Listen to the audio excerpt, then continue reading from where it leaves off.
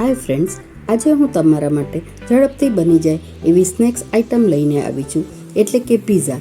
Pizza બધાના all time favourite જ છે અને આપણે તે હવે ઘરમાં પણ બનાવીએ છીએ અને પીઝામાં આપણે ઉપરથી ટોપિંગ કરતા હોઈએ છીએ, પણ આજે હું થોડીક જુદી રીતે પીઝા બનાવીશ. તો ચાલો જોઈએ. એક પેનમાં આપણે 2 ચમચી જેટલું તેલ લેશું. અહીંયા તમે બટરનો પણ યુઝ કરી શકો છો અથવા તેલ અને બટર બંને પણ એડ કરી શકો છો.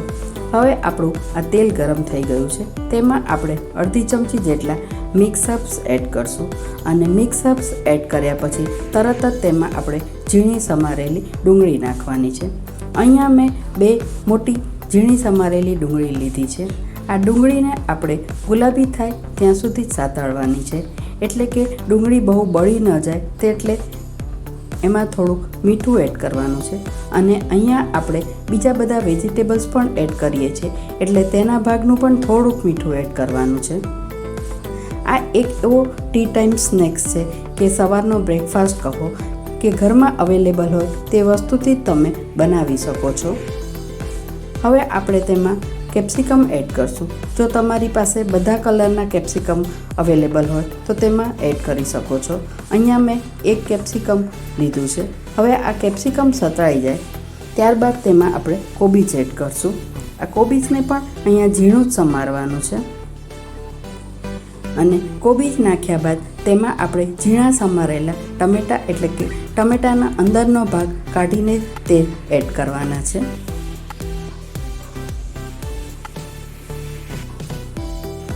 આપણા વેજીટેબલ્સ બધા સતળાઈ ગયા છે, એટલે કે ક્રન્ચી રહે તે રીતે જ રાખ્યા છે. હવે આપણે એમાં 1 બાય 1 બધા સોસ એડ કરશું. અહીંયા મેં 2 થી 3 ચમચી જેટલો પીઝા પાસ્તા સોસ એડ કર્યો છે. હવે એ સોસ નાખ્યા બાદ તેમાં આપણે 1 થી 1.5 ચમચી જેટલું મેયોનીઝ એડ કરશું. અહીંયા મેયોનીઝનો ટેસ્ટ પણ ખૂબ જ સરસ આવે છે, એટલે તમે ઈચ્છો તો વધારે પણ લઈ શકો છો. હવે એ મેયોનીઝ નાખ્યા બાદ એમાં આપણે 1 ચમચી જેટલો ટમેટો સોસ એડ કરશું અને એ સોસ નાખ્યા બાદ બંને ચીઝ, એટલે કે પ્રોસેસ ચીઝ અને મોઝરેલા ચીઝ, એ બંને ચીઝ એડ કર્યા બાદ આપણે સ્ટફિંગને બરાબર મિક્સ કરશું. એટલે હવે તમે સમજી ગયા હશો કે પીઝા નહીં પણ પોકેટ પીઝા અહીંયા બને છે. હવે આપણે તેમાં ઓરેગાનો અને ચીલી ફ્લેક્સ એડ કરશું.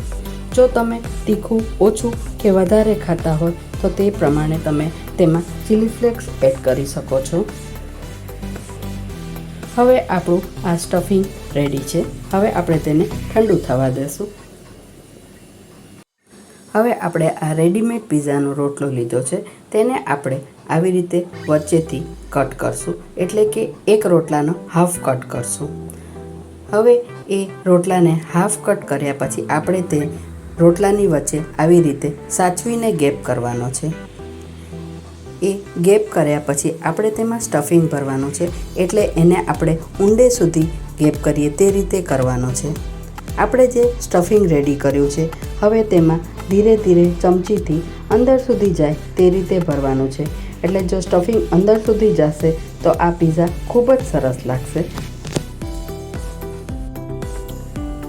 તમે જોઈ શકો છો કે પીઝામાં આવી રીતે ખૂબ જ સરખું સ્ટફિંગ ભર્યા બાદ હવે તેમાં આપણે ઉપરથી ચીઝ એડ કરવાનું છે અને ચીઝ નાખ્યા પછી 2 હાથ વચ્ચે દબાવીને પીઝાને દાબી દેવાનો છે.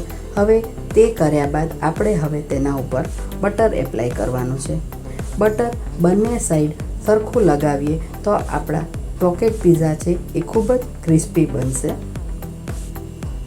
અહીંયા મેં નોનસ્ટિક તવી ઉપર પોકેટ પીઝા રેડી કર્યા છે, પણ તમે તેને ગ્રીલરમાં કે ઓવનમાં પણ ગ્રીલ કરી શકો છો.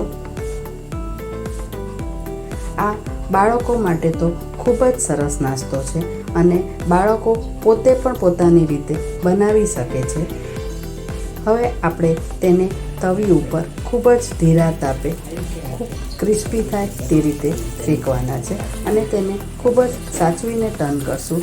તમે જોઈ શકો છો કે આપણા પીઝા કેવા સરસ રેડી થઈ ગયા છે.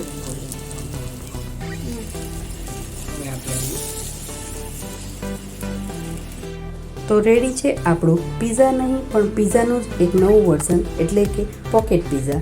તમને આ રેસીપી કેવી લાગી એ જરૂરથી જણાવજો અને મારા વિડીયોને લાઈક અને શેર કરવાનું ભૂલતા નહીં. અને જો ચેનલને સબસ્ક્રાઈબ ન કરી હોય તો જરૂરથી કરી લેજો. મળીએ નવા વિડીયોમાં.